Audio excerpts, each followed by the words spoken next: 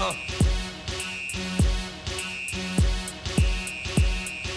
Y'all gon' make me lose my mind. Up in here, up in here.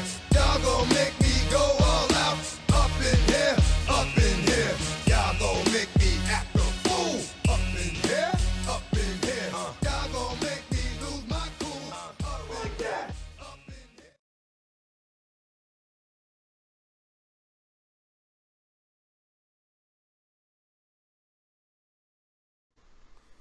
What's up, YouTube? It is your boy Sanchez405 alongside the executive producer of this wonderful program here on YouTube, Amir. We are coming to you. It is Warpath Review 2017. You all know last year I started this, and then this year we're doing a lot different. We're not doing videos on a daily basis, but we're doing them to extend throughout training camp and touch a little bit of the sprinkle on the donut there with it. Today we're going to talk on probably one of the budding positions and probably one of the highly questionable positions this year. Make or break, the wide receivers. As we know, the Redskins fell into a hole on the wide receiver position where they ran into the opportunity, the dubious position, I guess you say, of being the first team in NFL history ever to lose 2,000-yard receivers after that season. I could have said that a lot better, but that's okay. Deshaun Jackson, Pierre Garcon, they're gone. D-Jack went to Tampa Bay, and Garcon followed Kyle Shanahan to the Golden City of San Francisco. But Amir, we're not here to dwell on the past. This team was number 3 in offense last year. A lot of that came via the pass. What do the Skins have to do this year to maybe bounce back? And who do we have here? Like, I know we have Terrell Pryor and everything, but who's going to take those spots? Who's going to fill those voids outside of Pryor and Doxson? Well, outside of Pryor and Doxson is a very good point, and the answer is Mr. Jamison Crowder. Lest we forget, we almost had 3 1,000-yard receivers last year. I think Crowder was, I'm pulling up the stats right now, I believe Crowder was short by maybe 20 yards or so. It might have been about 40 yards. But he, in that slot, he's been the best slot receiver we've had since Santana Moss. And even though Santana Moss, his last days were in 2014, he hardly played. When he was in the slot primarily during the Shanahan era, he was just that amazing slot receiver the way he should have been the entire time. But Jamison Crowder was just born to be that slot receiver. Yeah, and you talk about Jamison Crowder, 847 yards, 7 touchdowns in that slot position. Kirk Cousins leaned on him a lot last year. He did kind of tail off towards the end of the season where it didn't seem like he kind of lost his groove. He was still effective, but he kind of lost a little bit of footing, and could have had 3,000 yard receivers, but he was still effective and did a great job. And correction, he was 153 yards short according to Pro Football Reference. But yeah, and we move on from that, and we can't. And I think that would be a big call if we dwell on the past on this. But we do have some talent that's come in. Terrell Pryor, who was in Cleveland last year, 1,000-yard receiver. He was basically the offense for the Browns. He gave Josh Norman fit. He's still making Josh Norman look like a fool here in training camp too. And I mean, does he have the ability where he can break out this year? Maybe get in the 14, 13, 100-yard range, and maybe get double-digit touchdowns. What do you think? It's definitely a possibility, especially with the accuracy of Kirk Cousins. Lest we forget, Pryor had to play with 6 quarterbacks last year. That's right. 6 different people throw that man the ball, and he was targeted 140 times.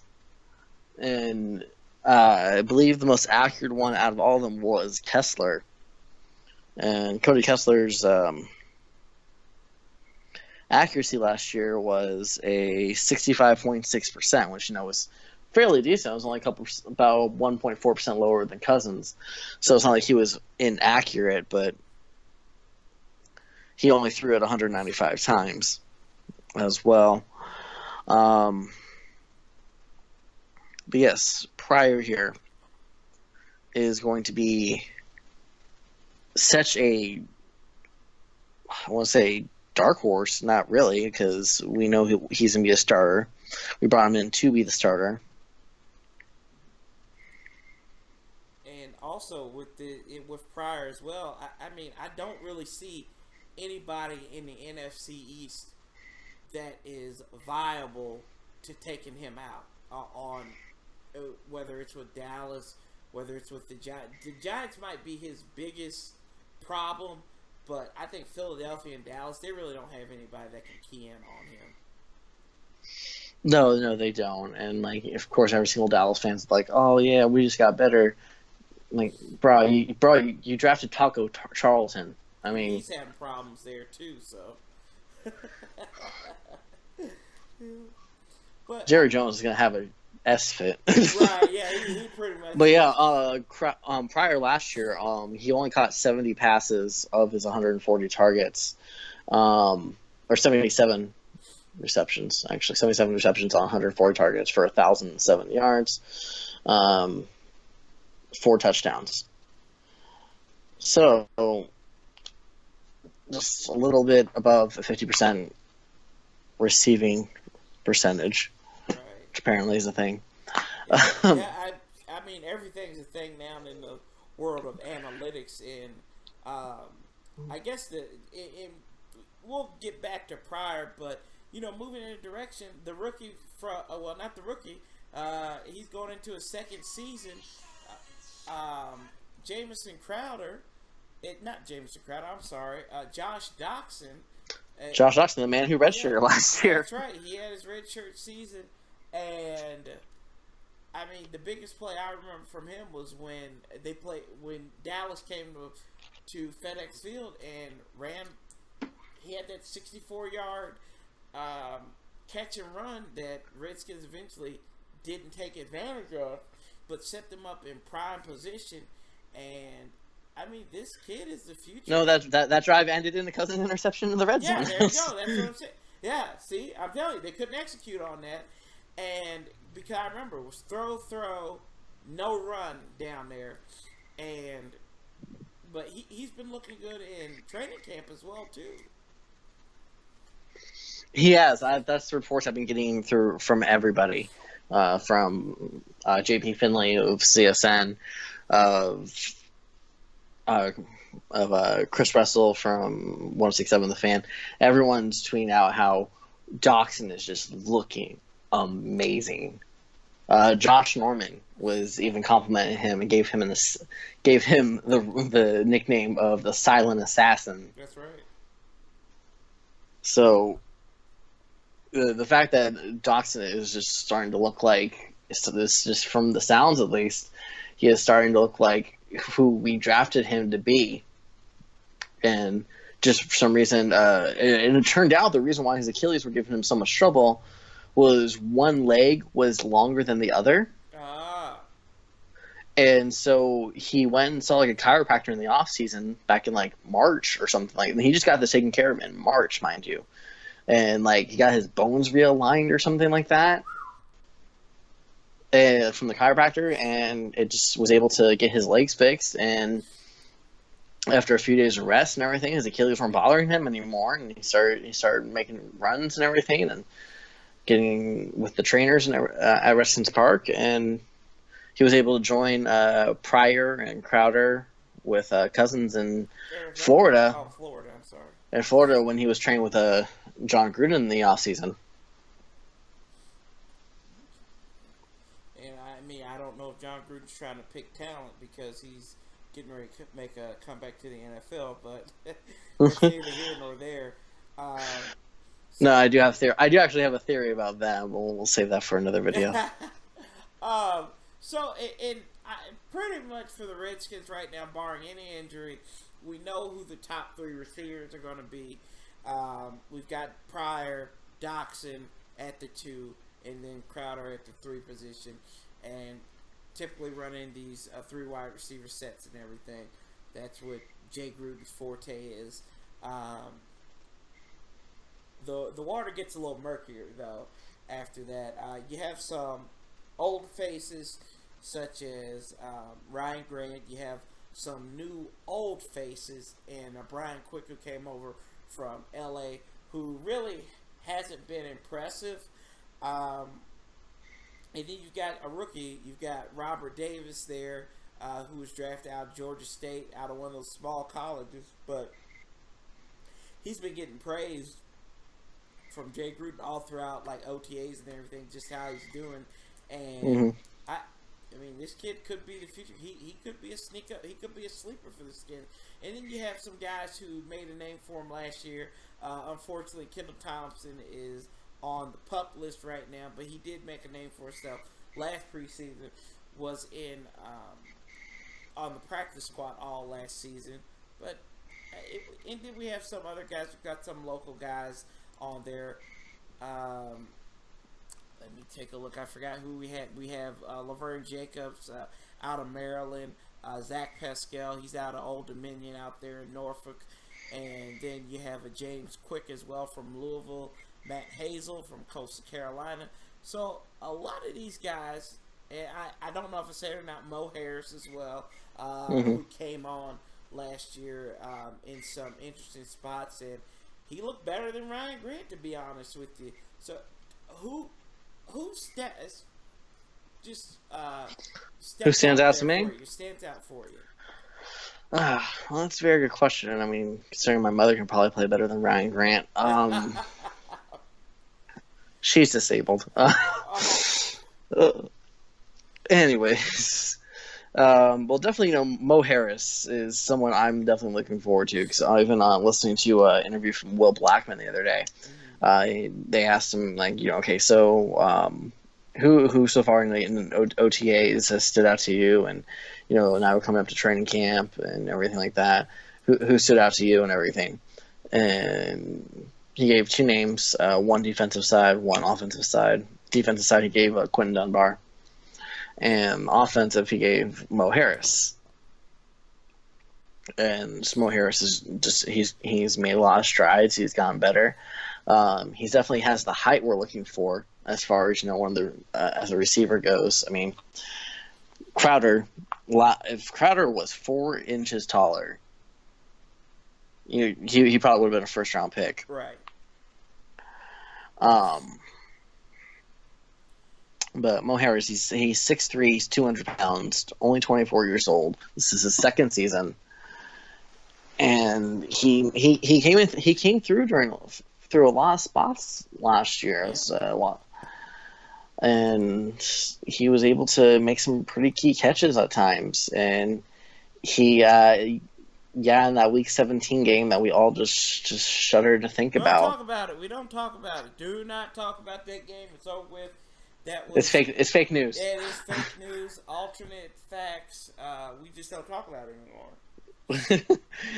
But he made that slip, and that happens. I mean, Ryan Grant slipped in overtime to the Falcons. Yeah, I mean, Ryan Grant slips a lot, but and I mean, you see this, and a lot of people have said, I've seen on live stream when I did this, Ryan Grant doesn't have a lot of support from fans from what I've seen, but somehow this man keeps on getting a job.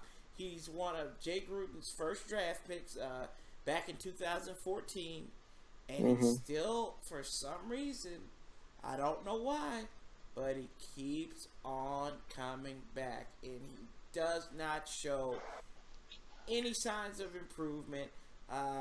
He's very robotic when he catches the ball and everything. I don't know why. Of course, how many?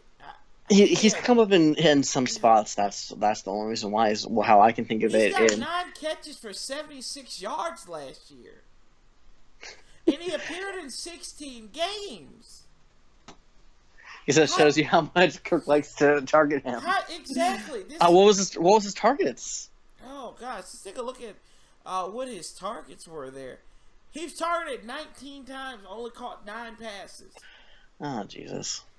But if you look at, and we talk about Mo Harris here, who has 10 yards less than him, was targeted less, but his percentage was a lot better. He was targeted 12 times, caught 8 passes, 66 yards. I don't understand what the Skins' rationale is with keeping Ryan Grant. And I personally think he's still going to be on the team come the final roster.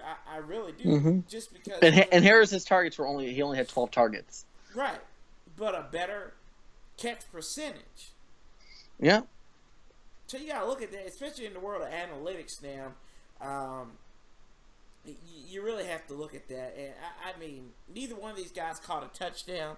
So you can use that for an argument as much as you want to. Mo Harris did fumble once. Ryan Grant didn't, but that's because he probably had more drops than anything. So, you know, I just between those, maybe a roster spot should come down to those two right there, but I highly doubt it there. And then you talk about Brian Quick as well too, a guy who came over from LA, and I watched that All or Nothing special on Amazon, well, series, not special, and I mean, he didn't do anything, well, nobody on St. Louis's, not St. Louis, but LA's offense did anything spectacular, but he didn't do anything that stood out to me, and I just think he's a camp body more than anything. Let's take a look at my guy, Kendall Thompson. He's on PUP right now. But last year in preseason, he definitely had some potential. Right. He caught that game winner against the Jets. Mm-hmm. He sure did. I remember that. Just in how he caught that ball. It wasn't. Oh yeah. It wasn't an easy catch. He had to do some toe dragging there, and I was impressed with him. He's got that. He's got a nice wide receiver frame on him, but he's got to stay healthy though. And I hope he gets an opportunity to get off this PUP list. Do you know what his injury? I wasn't too clear on what his injury was. No, and I thought when I was listening to Jay Gruden's initial press conference on Wednesday or Thursday, they were referencing Kendall Fuller. But no, they're not. Kendall Thompson injury. Let's see here.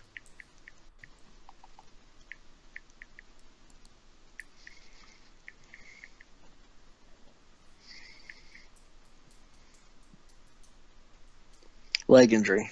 Leg injury. That's what it was back in May, at least. Okay.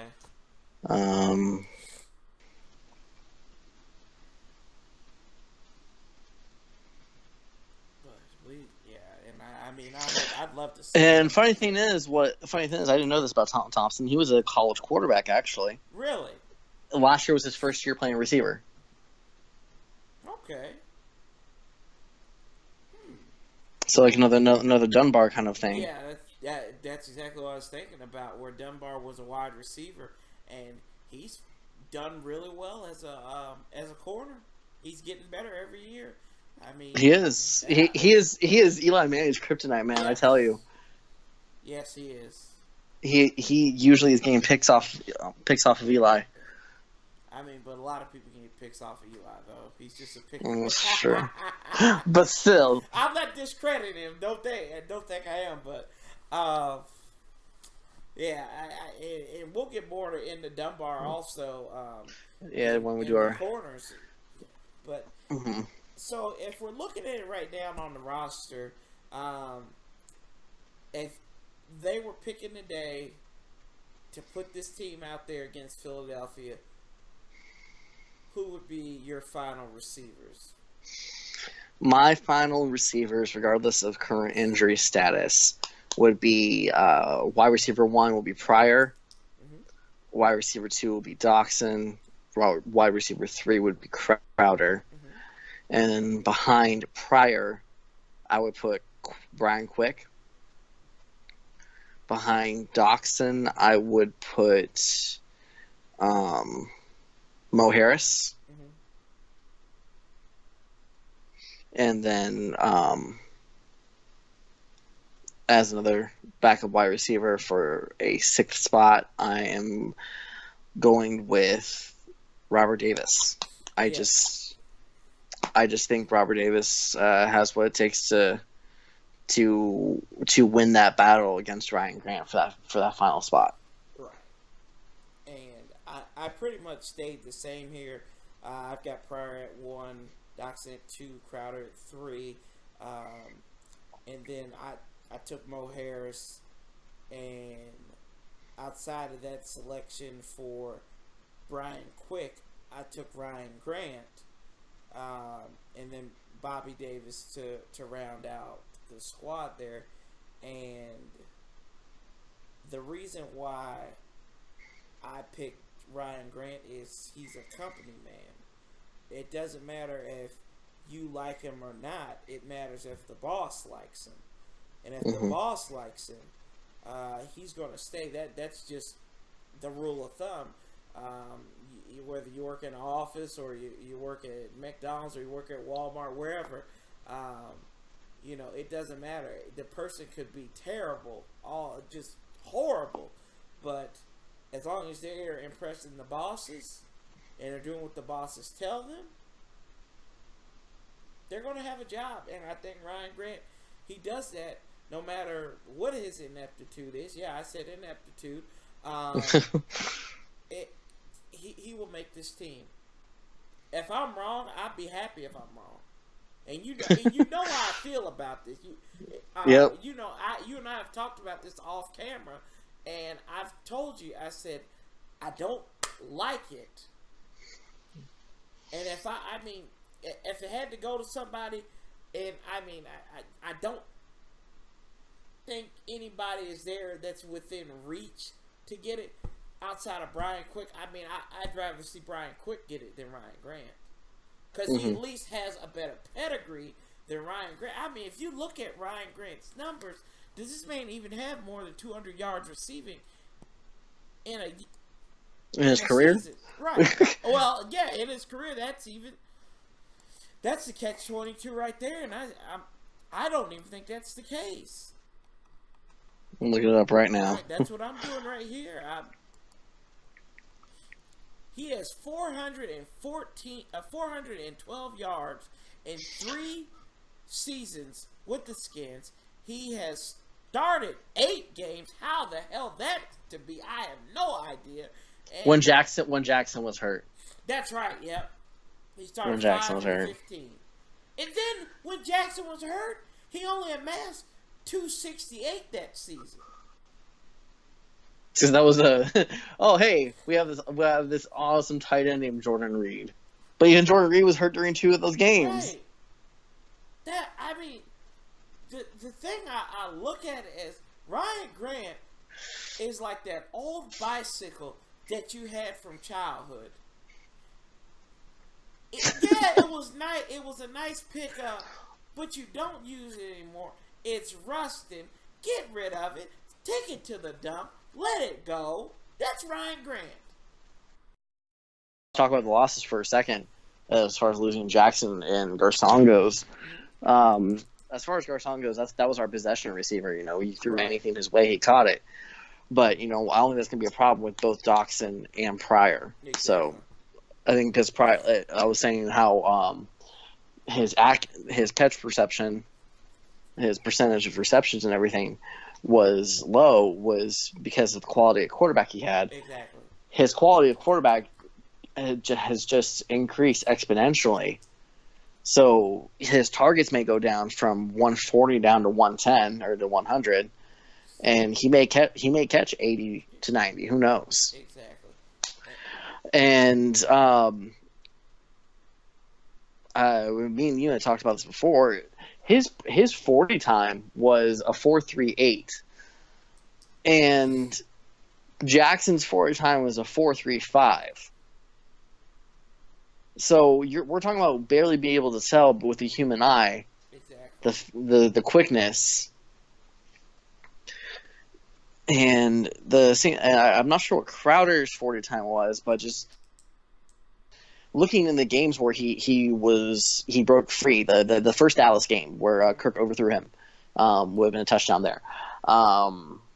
We're talking about the Green Bay game where he broke coverage twice for long receptions, one for a touchdown and one almost, and the second one almost for a touchdown as well. And that then was down to the one, I believe, and they finished that with Kelly, didn't they? yeah, Yeah. well, those the remix to Ignition. I'm fresh out the kitchen. There you go. Chocolate Factory, baby. He's coming back for year 2. Yeah, but no, I totally agree. Like these guys, they don't really have a difference, you know. And then sometimes it's just the body of the work and the experience. That's might be why Deshaun looks as fast as he is. You know, the separation is there sometimes with them. Sometimes Jameson, you don't see that.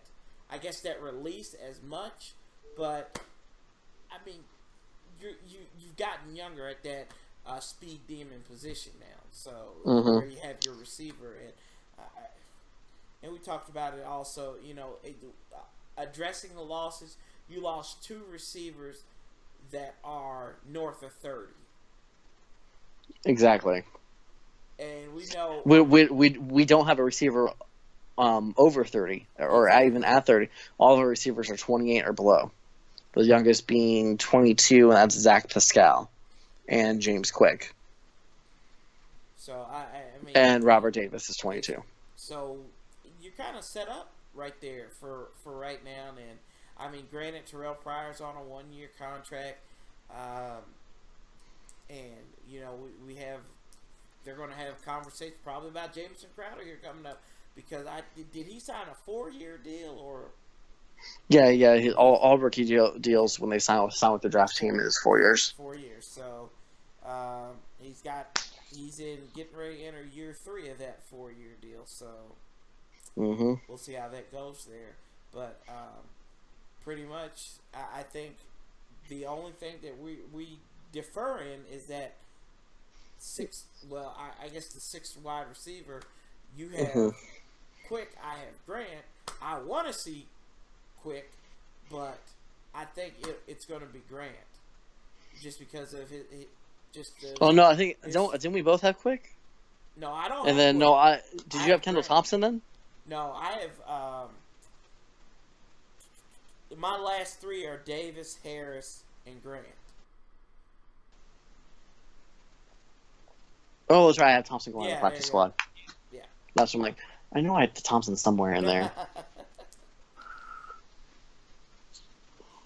Yeah, but hopefully we'll see Kendall Thompson out there once he gets off that pup list and out there balling it out and catching game-winning touchdowns against Green Bay and Baltimore and stuff. So we'll see. Yeah.